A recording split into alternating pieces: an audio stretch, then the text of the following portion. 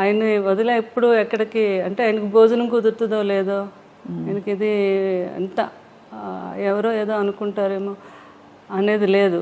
నాకు కావాల్సింది ఏంటంటే ఆయన బాగా నేను చూసుకోవాలి, అదొక్కడ ఆలోచించేదాన్ని నేను ఎక్కువగా. మీరు క్యారియర్ కట్టి పంపించేవారా షూటింగ్ అన్నిటికీ? బాగా పెద్ద క్యారియర్, అందరూ ఓల్డ్ మంది ఉంటారు. అది ఎప్పుడు క్యారేజ్ వస్తుందా అని అక్కడ మేడం ఎప్పుడు పంపుతారని ఎదురు చూస్తూ ఉండేవారు అక్కడ. అందులో మీ రాజుల వంటకాలన్నీ కూడా చాలా రుచిగా ఉంటాయి కదా. చేపల పులుసు, బిర్యానీ, రొయ్యల కూర, అన్ని టేస్టే. అందులోకి ఈ సీజన్లో వచ్చే పులుసు, చేప పులుసు అంటే అవునవును చాలా కృష్ణరాజు గారికి, ప్రభాస్ గారికి ఇద్దరికి ఇష్టం అండి. ఇంకా ఈస్ట్ వెస్ట్ లో మంచి చేప పడింది అంటే మన ఇంటికి వచ్చేయాలి. అది కృష్ణరాజు గారు ఏమో, నాకు కృష్ణరాజు గారే నేర్పించారు. మాకు అటు ఆంధ్ర సైడ్ ఆ పులుసు చేప అది అంత తెలియదు మాకు. మాకంతా అటు సీ ఫుడ్ ఎక్కువ అలవాటు మాకు. మాకు అటు అదే అలవాటు అనమాట. ఏది వంజరం చేపని, కోనేం చేపని, ఆ టైప్ ఆఫ్ మేము ఎక్కువ. కానీ ఇటు రాజుగారి వాళ్ళు అయితే ఇంక అన్నీని వాళ్ళకి ఏ సీజన్లో ఏ ఫుడ్ వస్తుందో ఆ సీజన్ ప్రకారంగా తిన్నాం. అది ఈ సీజన్లో వస్తుందండి పులుసు అని, చాలా ఫేమస్ అది. అవును, అది ఆ తండ్రి కొడుకులు ఇద్దరికి ఇష్టం. ఆ కృష్ణరాజు గారు నాకు నేర్పించారు అది ఎలా చేయాలి. బాబుకి పులుసు చేయాలి అంటే ఇంకా ఆయన హడావిడి చూడాలి అనమాట. పెద్దబాజీ ఈరోజు నాకు చీట్ డే, ఈరోజు తినేస్తాను అంటున్నప్పుడు డైట్ చేస్తారు కదా, అంతే. ఇంకా పులుసు చేప తయారు చేపించేసి అది ఒక వీడియో కూడా చేశాను నేను. అప్పుడు ఏంటంటే రుచి చూసేవారు కాదు, స్మెల్ ఉప్పు సరిపోయిందో లేదో వాసనతో చెప్పేసి ఉప్పు సరిపోయింది. అదే సంపూర్ణమైన అన్ని సంపూర్ణమైన జీవితం అంటే కృష్ణరాజు గారేనండి. బాబు కూడా అదే అంటారు, అబ్బా ఎవరికైనా కూడా అలాంటి జీవితం రావాలి అంటే ఎన్ని ఉడుదుడుకులు ఉన్నా ఏమున్నా మనిషిలో కళ్ళల్లో కనబడడం ఎప్పుడా హ్యాపీనెస్. ఎవరైనా వస్తే భోజనం పెట్టడం.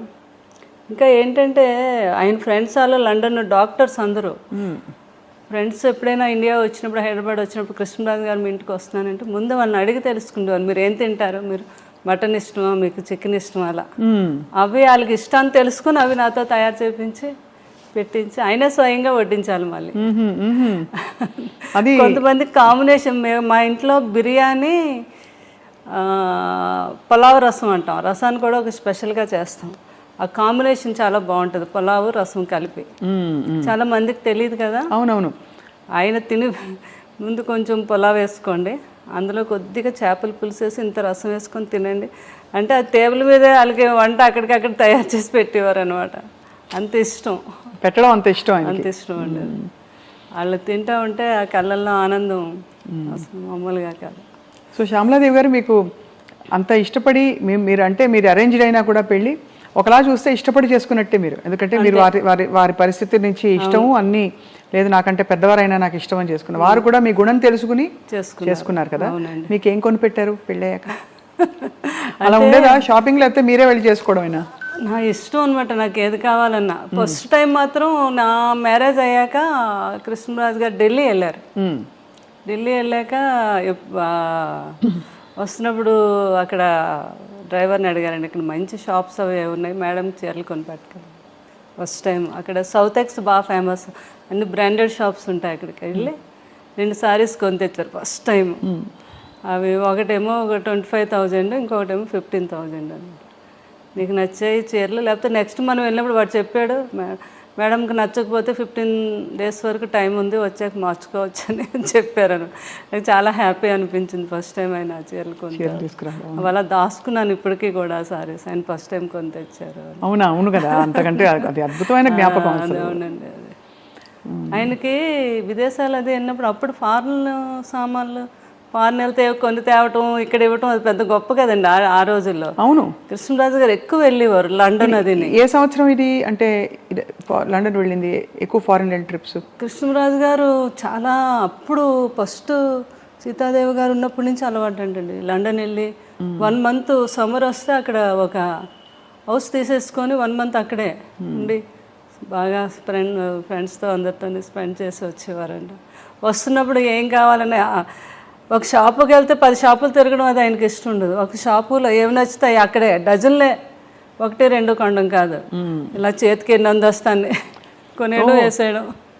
ఇక్కడికి వచ్చి పిల్లలందరికీ ప్రభాస్ గారికి, వీళ్ళందరూ చిన్నపిల్లలు కదా వాళ్ళందరికీ. అందుకే బాబు కూడా అలవాటు ఉంది. వెళ్ళినప్పుడు లాస్ట్ టైము వాళ్ళ పెదబాజీ గారికి నాకు వాచెస్ అవి తెచ్చారు, రోలెక్స్ అవి తెచ్చారనమాట. ఎంత ఆనందం, కొడుకు తెచ్చాడని. ఈయన అన్నీ వాడేసినవి చేసేసినవన్నీ. కానీ కొడుకు వేరు కదా. అదే ప్రభాస్ ఎప్పుడు వచ్చినా ఒక 2 గంటల ముందు ఫోన్ చేస్తారు వాళ్ళు పెదబాజీ ఈరోజు నేను వస్తున్నాను మిమ్మల్ని చూడడానికి, నేను చాలాసేపు కూర్చున్నాను, కొడుకు వస్తున్నాడు, అన్నీ చేసి ఏం కావాలో ఏంటో తయారు చేయించి ఆ వాచ్ పెట్టుకుండేవారు. కొడుకు కొన్న వాచ్ పెట్టుకొని అక్కడ కూర్చుండేవారు అనమాట. నేను చెప్తే ప్రభాస్ గారు నవ్వేవారు, పెదబాజీ అవన్నీ ఎప్పుడో మీరు మా చిన్నప్పుడు వాడేసినవే కదా ఇవన్నీ మీకు కొత్త ఏంటి, ఏదో మాకు సరదాగా తేవడం అంటే అలా కాదు, నాకు కొడుకు తెచ్చాడు, నాకు గొప్ప అంటే అట్లాంటి మనస్తత్వం అనమాట ఆయనకి. కానీ ప్రభాస్ గారికి కూడా చాలా మంచి గుణం. అయ్య బాబా, అంత మంచి గుణం అంటే మాట తీరులో మర్యాద ఇవన్నీ కూడా ఖచ్చితంగా కృష్ణరాజు గారి ప్రభావం చాలా ఉంటుంది కదండి. అసలు ఆయన కూడా అనేవారు, పెదబాజీ నాకు చాలా వరకు అంతా మీ పోలికే, అదే మీ గుణాలే వచ్చాయి, కొంచెం మొగమాటం ఒకటే నాకు ఎక్కువ మొగమాటం అండి. అంటే ఎక్కువ ప్రజల్లో అదే బయటకు వెళ్ళడం అని అదని. కృష్ణరాజు గారికి అలా కాదు, పాలిటిక్స్ లో కూడా ఉన్నారు కాబట్టి స్వభావం కూడా కొంత అవుట్ గోయింగ్ ఆయన.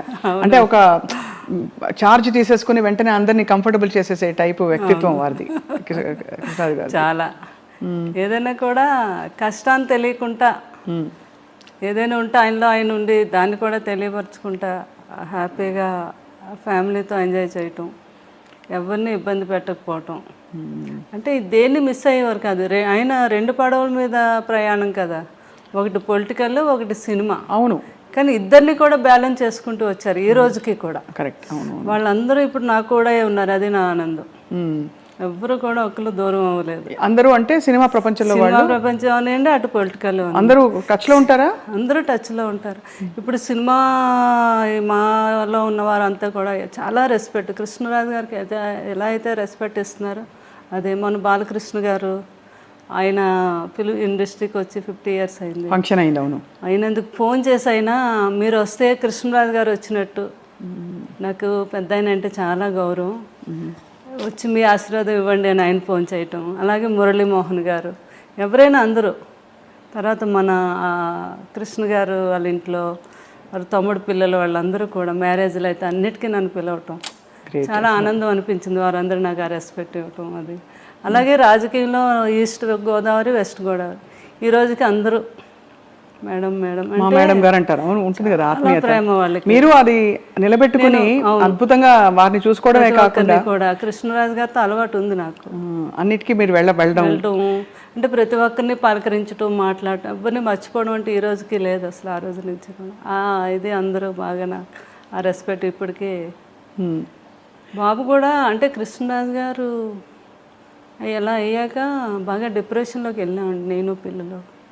అసలు ఇంకా లేవలేమేమో అన్నంత పరిస్థితి అది. ఇంకా అసలు అలాంటిది ఆ టైంలో బాబు బాగా సపోర్ట్ చేస్తారు. బాబు ఒకటే మాట అన్నారు ఒకరోజు, మీకు పెదబాజీ అంటే చాలా ఇష్టం, ఆయన ఎక్కడికే వెళ్ళలేదు, మన దగ్గరే ఉన్నారు, సంపూర్ణమైన జీవితం అనుభవించి ఆయన మన దగ్గరే ఉన్నారు. ఇప్పుడు మీరు బాధపడ్డారు, రోజు బాధపడుతున్నారు, డిప్రెషన్లోకి వెళ్తున్నారంటే ఆయన నమ్ముకొని ఎంతోమంది ఉన్నారు, వాళ్ళందరికీ మళ్ళీ మీరు పెదబాజీ ఉన్నట్టుగా చూపించాలి కదా.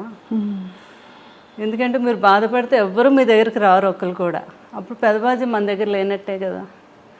ఆయన ఉన్నారు మనతోనే అనుకుంటే మీరు లేవాలి, మీరు తిరగాలి, బయటకు వెళ్ళాలి అని ఆయన చెప్పారు. ఇంకా ఆ రోజు నిజమే కదా, బాధపడే కన్నా ఆయన జ్ఞాపకాలను ముందుకు తీసుకెళ్తూ నలుగురిలోకి వెళ్తే వాళ్ళు కూడా ఆనందపడతారని ఆలోచించి నేను అప్పటి నుంచి బయటకు రావడం మొదలుపెట్టాను. ఇంకా బయటకు వచ్చాక నాకు తెలిసింది నిజమే కదా. ఎందుకంటే ఎవరిలో చూసినా ప్రతి ఒక్కరూ కృష్ణరాజు గారి అభిమాని, కృష్ణరాజు గారి గురించి మాట్లాడటం, ఆయన జ్ఞాపకాలను పంచుకోవటం, అందులో నేను బాగా ఆనందం పొందుతున్నాను అనమాట. అప్పుడు అనుకున్నాను బాబు అందుకే ఇలా చెప్పారు నాకు అలా. ఇప్పుడు పలకరిస్తూ వస్తూ పోతుంటారా?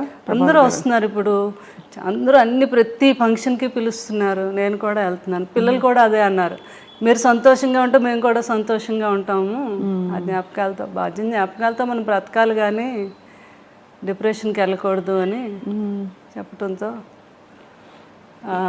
ఏమైనా నేను కృష్ణుడు గారని ఇక్కడ జరీవరం అని ఒక షాపు తెలుసుగా, దానికి వెళ్ళాను ఓపెనింగ్. మీరు వెళ్ళారు కదా, నేను కూడా వచ్చాను. మీరు తర్వాత వచ్చారా? తర్వాత వచ్చాను. అయ్యో, నేను విజయ్ గారు మేము కలిసి వచ్చాము, చీర కొన్నాను జరీవరం.